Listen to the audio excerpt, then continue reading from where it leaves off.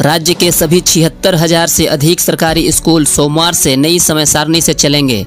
पूर्वाह्न 9 बजे प्रार्थना की घंटी बजेगी, उसके 10 मिनट पहले तक शिक्षक पहुंचेंगे।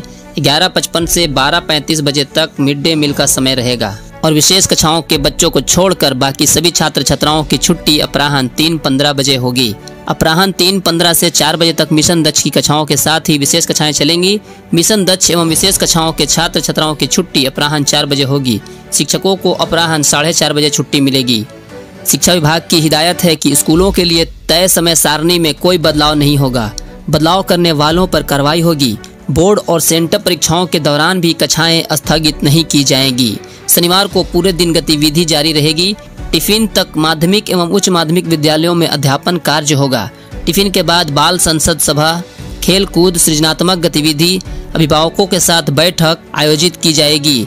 जिस माह में 5वां शनिवार होगा उस दिन सांस्कृतिक कार्यक्रम होगा और पिछले सभी शनिवारों को बच्चों द्वारा निर्मित सभी सामग्रियों गतिविधियों की प्रदर्शनी होगी एवं उसका मूल्यांकन भी होगा।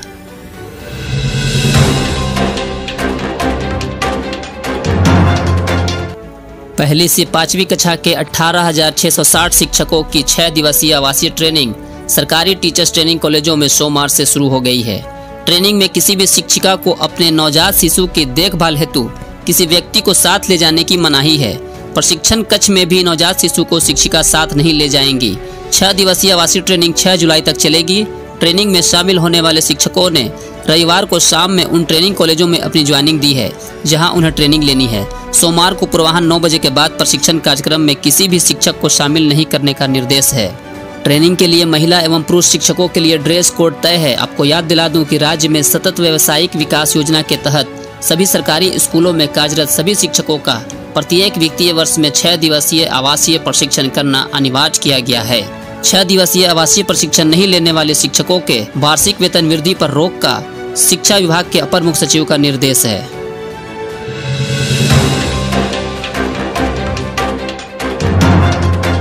बीपीएससी से तीसरे चरण की शिक्षक बहाली परीक्षा के प्रश्न पत्र लीक का मास्टरमाइंड भी संजीव मुखिया और उसका बेटा डॉक्टर शिव ही निकला। आर्थिक अपराध इकाई की जांच में यह खुलासा हुआ है। ईओयू यानी कि आर्थिक अपराध इकाई सूत्रों के अनुसार इस परीक्षा का प्रश्न पत्र भी दोनों पिता पुत्र ने ही लीक किया। जांच एजेंसी को संजीव मुखिया गिरोह से जुड़े अलग अलग स्थानों के सेंटरों के पूरे गैंग का भी पता चल गया है। अब इसकी तहकीकात की जा रही है कि इतने बड़े सेटिंग के धंधे को अंजाम देने में संजीव मुखिया की मदद किस स्तर और किन किन लोगों ने की है। जानकारी के मुताबिक ईओयू जल्द ही पूरे मामले का खुलासा करने वाली है। गौरतलब है कि इससे पहले ईओयू ने खुलासा किया था इसी गिरोह ने सिपाही बहाली परीक्षा का पेपर लीक किया था। शिक्षक बहाली परीक्षा का प्रश्न पत्र कहां छपने वाला है, इसे छापने का ठेका किस प्रेस को मिला है, किस कुरियर कंपनी के पास प्रश्न पत्र को ढोने की जिम्मेदारी सौंपी गई थी, जैसे गोपनीय तथ्यों की जानकारी इस गिरोह तक कैसे पहुंची, इसका जवाब जांच एजेंसी को मिल चुकी है। ईओयू जल्द ही ऐसी संवेदनशील जानकारी लीक करने वाले तत्वों तक पहुंचेगी। जांच में बीपीएससी पर भी सवाल उठे हैं। आयोग के स्तर पर भी गड़बड़ी की बात सामने आ रही है।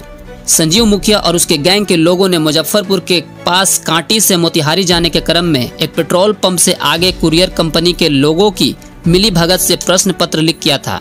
प्रश्न पत्र वाले बक्से को खोलकर पेपर का फोटो लिए और फिर से बक्से को उसी तरह बंद कर दिया। इसके बाद प्रश्न पत्र को पटना में बैठे सॉल्वरों की मदद से हल कराया गया। इसके बाद हजारीबाग के कोहिनूर होटल एंड रिसोर्ट में भेजा गया, जहां 14 मार्च की रात को करीब 175 अभ्यर्थियों को बैठाकर उत्तर रटवाया जा रहा था। ये सभी अलग अलग राज्यों के थे। इनके अलावा पटना में कारी बिघा के एक होटल में रुके वैशाली के विशाल चौरसिया और उसके साथी को भी दिया गया। इस तरह यह कई जिलों में हजारों अभ्यर्थियों तक पहुंचाया गया। सबसे पहले 14 मार्च की रात पुलिस ने विशाल चौरसिया के पास से प्रश्न पत्र की कई कॉपी बरामद की। इसकी शिनाख्त पर हजारीबाग में छापेमारी कर पूरे गिरोह को दबोचा, लेकिन संजीव मुखिया अब तक फरार है।